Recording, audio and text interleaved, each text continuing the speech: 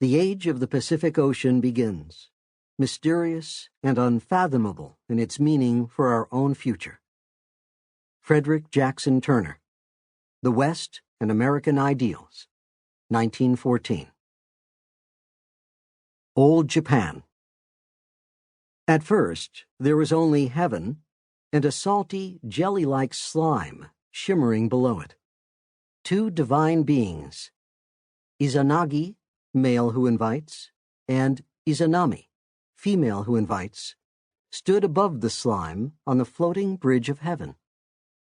Slowly, Izanagi dipped his jeweled spear into the formless mass.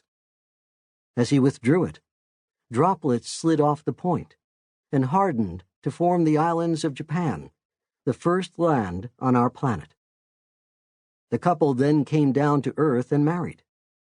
Being divine, both could bear children. From his left eye, Izanagi produced the sun goddess Amaterasu Omikami, she who illuminates the world. Eventually, her grandson, Jimmu Tenno, became Japan's first emperor. His descendants have reigned ever since, for more than 2,600 years, history's longest unbroken royal line. The sun's disk and the rays of the rising sun depicted on Japanese flags symbolize the nation's divine origins. This charming story is just that, an ancient way of explaining the unknown. For Japan's origins are hidden in the mists of time.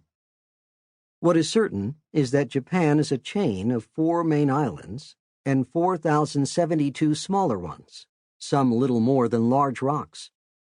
The island chain extends southwest to northeast for 1,200 miles, roughly the length of the east coast of the United States.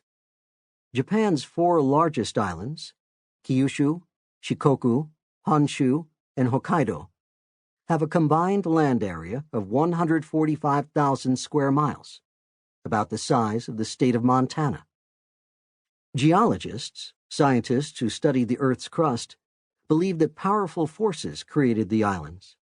A zone of active volcanoes and violent earthquakes called the Ring of Fire surrounds the Pacific Ocean. Over millions of years, eruptions and upheavals formed new land, and they continue to do so. Japan is famous for earthquakes and has, on average, 20 a day. Though these are usually minor and hardly noticed, severe tremors have caused frightful destruction and loss of life. In 1923, Japan's worst earthquake all but erased the port city of Yokohama and nearby Tokyo, the capital. Within an hour, the tremors and the fires they ignited left 115,000 dead, 363,000 injured, and 2 million homeless. Nobody knows precisely where the Japanese people came from. Scientists, however, think they did not originate in the islands that eventually became their home. It is likely that in prehistoric times, before written history began, settlers came in small groups from the mainland of Asia, particularly Korea, barely 100 miles away. Apparently, others made their way from distant Pacific islands, Borneo, Java, and the Philippines. The Japanese, then, are a nation of migrants from various places who intermarried over many generations to form one people. In the 6th century, with Europe slipping into the Dark Ages after the collapse of the Roman Empire, Chinese traders visited what they called Jipen, land of sunrise. Japanese people referred to it as Nippon, land of the rising sun. The Chinese name reached the West as Japun, Japan. Chinese scholars also brought Buddhism, a religion that teaches happiness is achieved by freeing oneself from attachment to worldly things, and arts such as making fine pottery, ceramic tiles, and scroll paintings. Above all, Chinese scribes introduced writing. The Japanese then adapted Chinese character script to their language. Though descended from the sun goddess, the emperor was a figurehead with little power to influence events. Power lay in the hands of several hundred daimyo, or the headmen of large extended families called clans.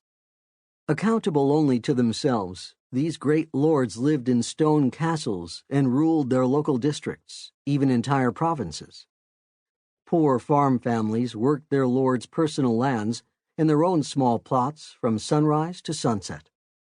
Besides paying him taxes in rice, the basic food crop, these peasants did whatever else he demanded, such as stonework, wood-cutting, and well-digging.